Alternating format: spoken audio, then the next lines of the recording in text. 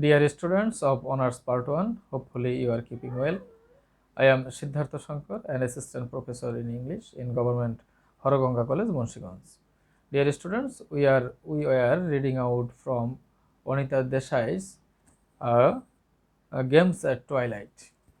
So, dear students, in this story you find the reference of a popular game, that is hide and seek, and this game is popular among the children of Indian subcontinent.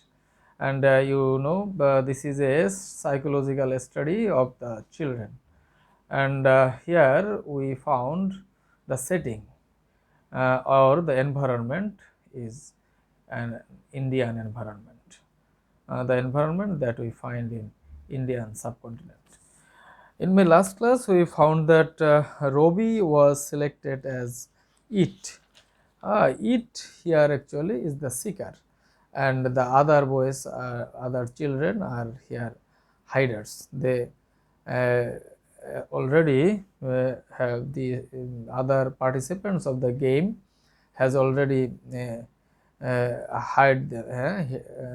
spread it out, and they hid themselves.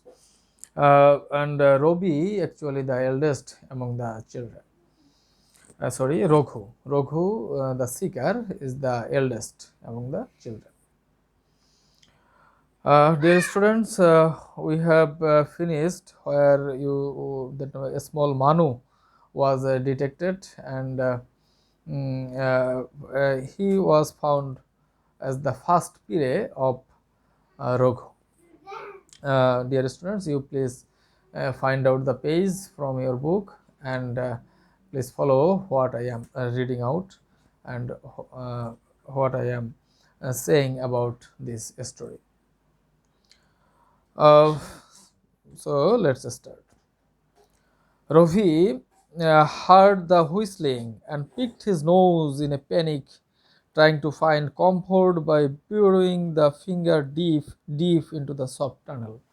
So here we find the mentioning of another name, that is Rovi, and Rovi is another participant of this game, and he is considered to be the central character or the protagonist of this short story.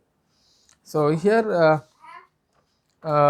in this story we find the mentioning of several young children, and Rovi actually, Rovi, he is a young boy, a little boy, and he is the protagonist of this story. So Rovi, she heard the whistling and picked his nose in a panic, trying to find comfort by burying the finger deep into that soft tunnel. Whistling কে বাজাচ্ছে এখানে? রঘু, যে শিকার, ইট, সে whistling দিচ্ছে, কারণ হলো বাকিদের খুঁজে বের করতে হবে। এবং এই হুইসলিং শুনে, শীষ বাজানো শুনে, রবি সে তার নাক তুললো, অর্থাৎ একটু মাথা তুললো ভয়ে, এবং সে ধরা পড়ে যায় এই ভয় রয়েছে, এবং একটা সফট টানেলের মধ্যে সে তার আঙ্গুল প্রবেশ করালো, কমফোর্টের জন্য বলা হচ্ছে, যেহেতু এখানে এর আগে আমরা এনভায়রনমেন্ট এবং সিজন সম্পর্কে বর্ণনা পেয়েছি। He felt himself too exposed sitting on an unturned flower pot behind the garage. সে কোথায় বসেছিল? সে বসেছিল গ্যারাজ, যেখানে গাড়ি রাখা হয়, তার পেছনে একটি ফুলদানির উপর, আনটার্নড, যেটা উল্টানো ছিল না, সেটার উপর বসেছিল। কিন্তু সেখানে বসে সে নিজেকে এক্সপোজড, উন্মোচিত ভাবছে, অর্থাৎ তার লুকানোর জায়গাটা অতটা সিকিউরড ভাবছে না সে। হোয়ার কুড হি বেরো? বেরো, সে কোথায় নিজেকে লুকাবে? বেরো মানে হামাগুড়ি দিয়ে সে কোথায় লুকাবে সে ভাবছে। He could run around the garage if he heard Raghu come around and around, but he hadn't much faith in his soft legs when matched against Raghu's long, hefty, hairy footballer legs. তো সে ভাবছে কোথায় লুকাবে, কিভাবে নিজেকে নিরাপদ রাখবে, কিন্তু এটা করতে পারে, ভাবছে মনে মনে।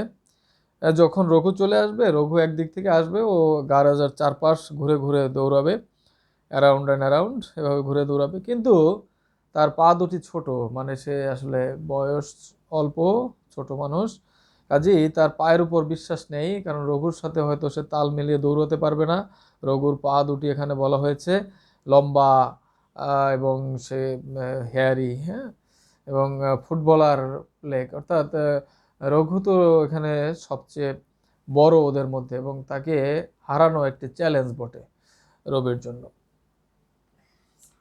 Robbie had a frightening glimpse of them as Raghu combed the haze of crotons and hibiscus, trampling delicate ferns underfoot as he did so. তো রঘুকে এখানে একটু has been depicted as some cruel some nature. এখানে তার মনে হচ্ছে যেন একটু ওই শিশুর চোখে সে অধিকতর ক্রুয়েল। কারণ হলো রবি একটু ভয়ে তাকালো।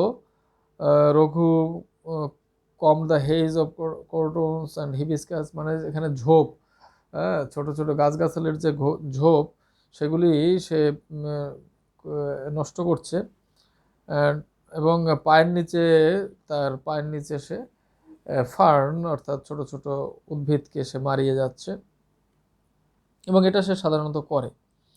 রবি looked around him desperately, swallowing a small ball of snot in his fear. Raghu তার দিকে তাকালো, এবং এ সময় ভয়ে সে নাক থেকে সর্দি বেরোলো, সর্দি গিলে ফেললো ভয়ে। তো the garage was locked with a great heavy lock to which the driver had the key in his room, hanging from a nail on the wall under his workshirt. তো সে যে গ্যারাজটার পিছনে আছে, সে যদি গ্যারাজটার ভিতরে লুকাতে পারতো, তাহলে হয়তো বা তার জন্য জায়গাটা অধিকতর নিরাপদ হতো, that would be a safer place for hiding, but he had not the key with him. তার সাথে তো চাবি নেই। চাবিটা কোথায় আছে?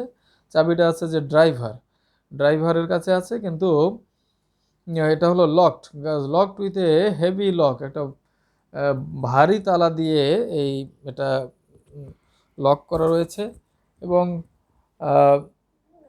ভারী তালা দিয়ে লক আছে, এবং চাবিটা ঝুলানো আছে একটা লোহার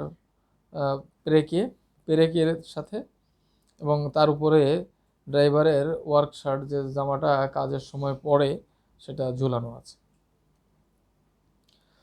Ravi had peeped in and seen him still sprawling on his string coat in his vest and striped underpants, the hair on his chest and the hair in his nose shaking with the vibration of his film-obstructed snores.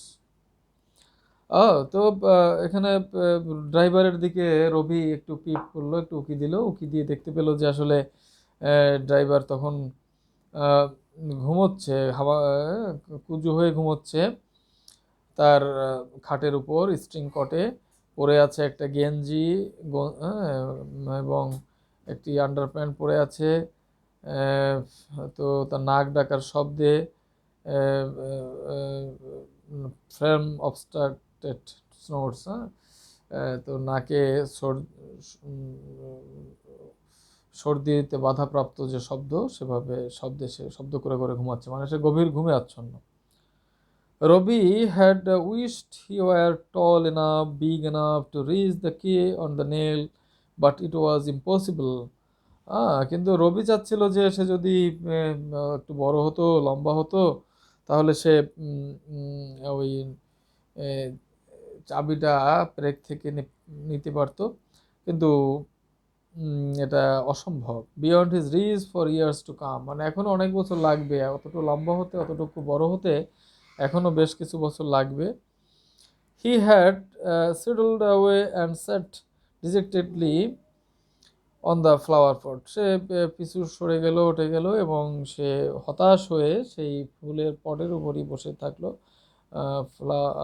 ফুলের পট যেটা সেখানেই বসে থাকলো। That at least was cut to his own size, এবং ফুলের যে পটটা যেখানে সে বসেছিল সেটা তার বসার উপযুক্ত, অর্থাৎ তার বয়সের বাচ্চাদের বসার উপযুক্ত।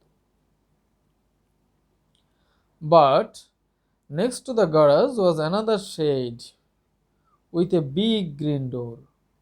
হ্যাঁ, এখন আর একটা এই যে গারাজের পাশেই আরেকটা শেড রয়েছে এবং সেটা হলো গ্রিন ডোর, সবুজ দরজাযুক্ত, অলসো লকড, এটাও তোমার তালাবদ্ধ।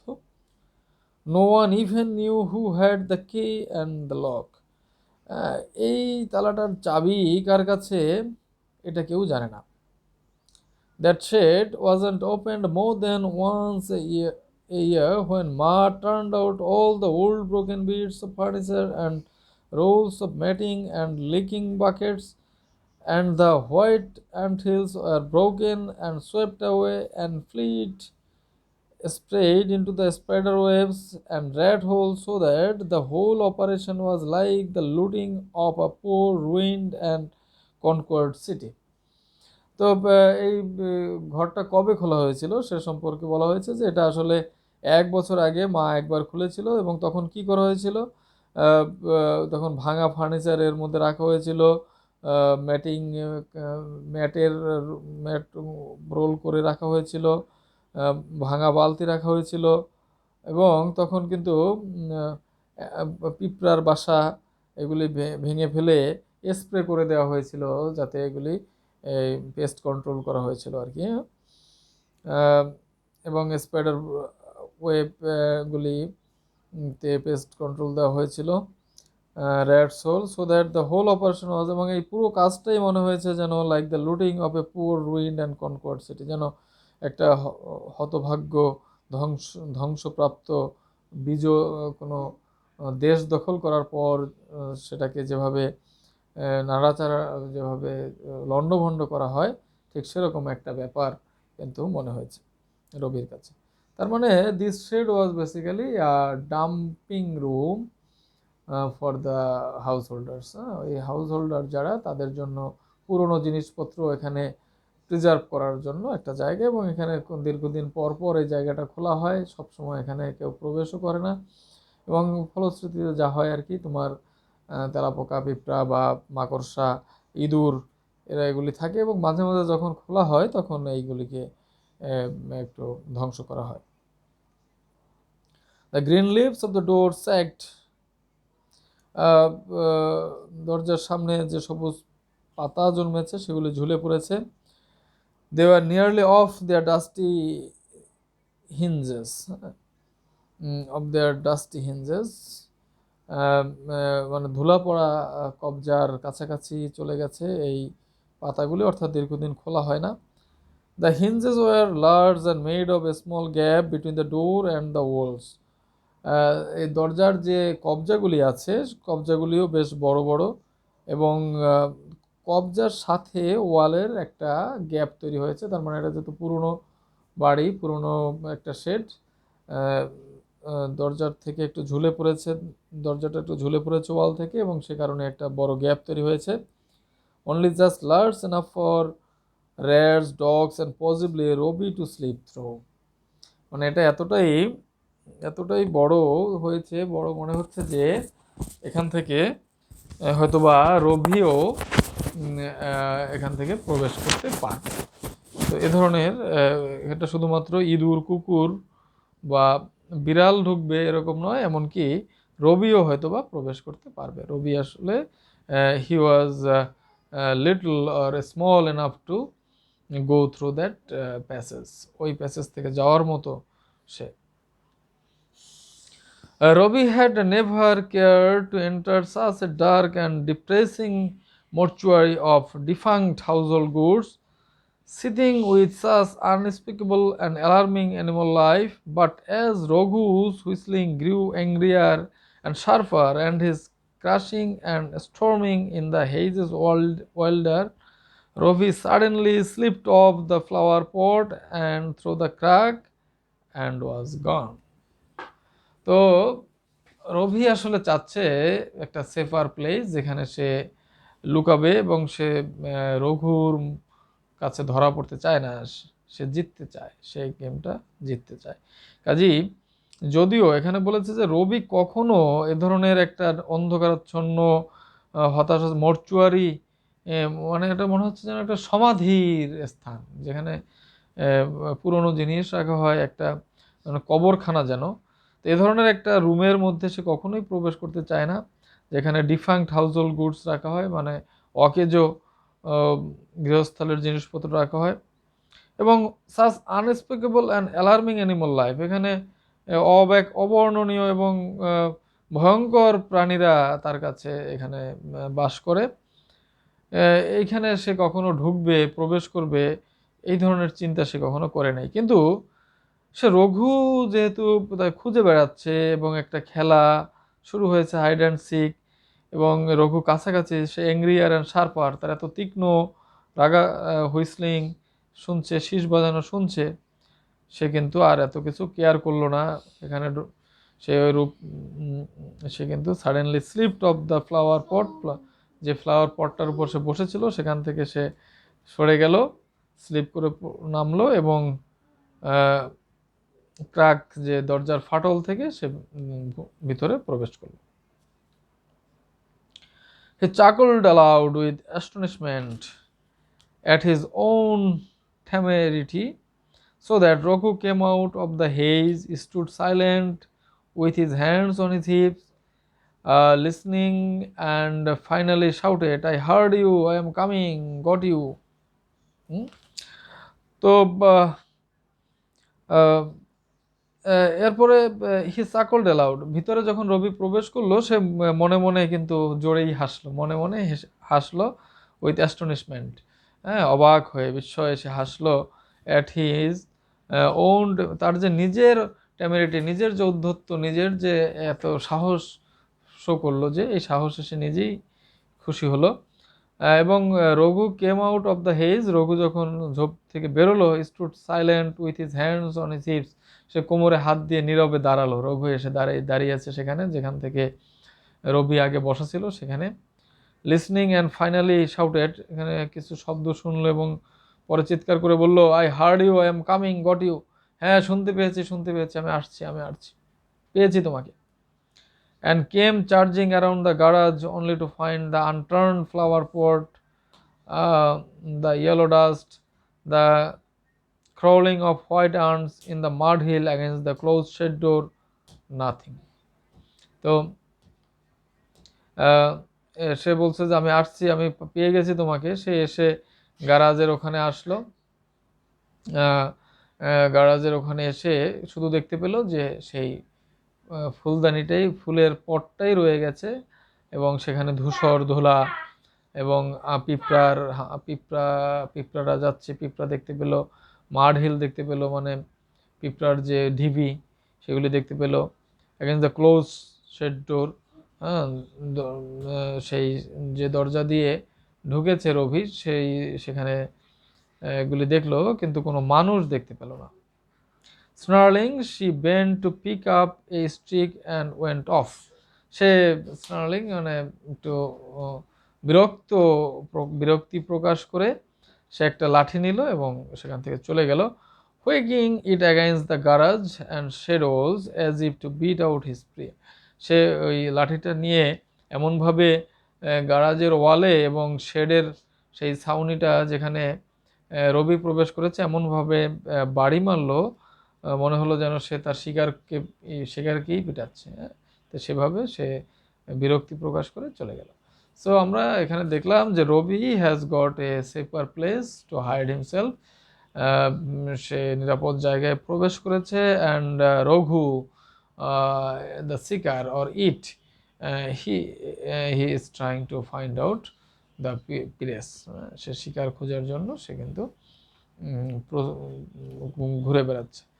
So dear students, so we can finish today's class here. We will start the next portion of this story in my next class. So stay safe and sound. Thank you for watching.